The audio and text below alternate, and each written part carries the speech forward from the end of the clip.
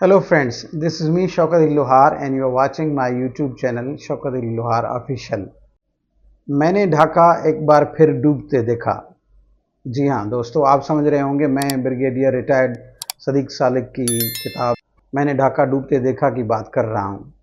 वो एक ज़बरदस्त किताब है जिसके बारे में 1971 का जो वारफेयर है उसकी डिस्कशन की गई है और उसके बाद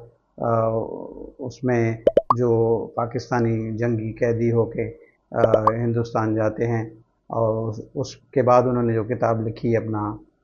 हमें यारां दोज़ख, उसमें एक रोंगटे खड़े करने वाली बातें जो उन्होंने लिखी हैं, वो ज़बरदस्त किताबें हैं, दोनों हमें पढ़नी चाहिए। लेकिन इस वक्त मैं जो बात कर रहा हूँ वो ये है कि बांग्लादेश की तकरीबन मैक्सिमम या सारी यूनिवर्सिटीज़ में झगड़े जो है ना चौक हुए हैं और तलबा ने बहुत सारे जो है ना प्रोटेस्ट किए हैं और एहतजाज हो रहे हैं। ये एहतजाज क्यों हो रहे हैं, आइए इस पे बात करते हैं। इन एहतजाज की ख़ास तौर पे वजह ये है कि जो गवर्नमेंट की जॉब्स में कोटा सिस्टम है उनके ख़िलाफ़ ये झगड़े जो है ना वो हो रहे हैं और मोस्टली ये जो झगड़े हैं वो स्टूडेंट्स की तरफ से यानी कि प्रोटेस्ट की सूरत में हो रहे हैं, जिसमें 100 से ज़्यादा जो हैं वो स्टूडेंट्स जो मारे गए हैं और पुलिस की लाठी चार्ज और आंसू गैस और डिस्पर्स करने के लिए अभी यानी रोड रास्ते जो हैं वो बंद होके रह गए हैं और पुलिस की लाठी चार्ज और आंसू गैस की वजह से अफरा तफरी का माहौल बना हुआ है और चारों ओर ट्रैफिक जैम है और शहर जो हैं मोस्टली ढाका, चटगांग और सिलेट, ये सारे शहर बंद लगे पड़े हैं। इस कोटा के हवाले से ये है कि जो 1971 में जो मुक्ति बाहिनी जो बागी थे उनके हवाले से 20% कोटा रखा गया था और उस 20% के हवाले से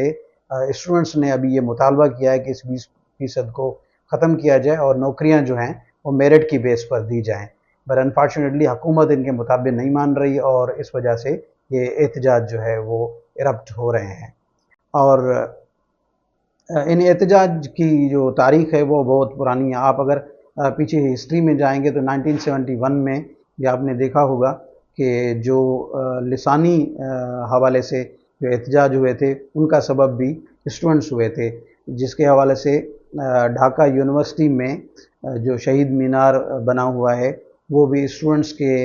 याद में बना हुआ है जो अपनी बांग्ला लैंग्वेज के हवाले से प्रोटेस्ट कर रहे थे और उस पर यानी कि उस वक्त के दौर में जो ईस्ट पाकिस्तान था वहाँ पे गोली चली थी और बहुत सारे जो स्टूडेंट्स हैं वो शहीद हो गए थे। इस वजह से वहाँ पे शहीद मीनार भी तामीर किया गया है। उसके बाद वो तहरीक चल पड़ी और 1971 में भी एहतजाज जो है वो हुए और आगे जाके ये बांग्लादेश बन गया और पाकिस्तान और इंडिया की जो वार हुई थी।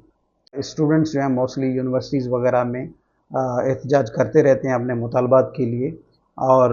हमने देखा है कि हमारे यहाँ जो भी पाकिस्तान में यूनिवर्सिटीज़ हैं वहाँ पे भी स्टूडेंट एहतजाज इस वजह से करते हैं कि उनके मुतालबात कभी कभी पूरे नहीं होते या उनको जो बेसिक जो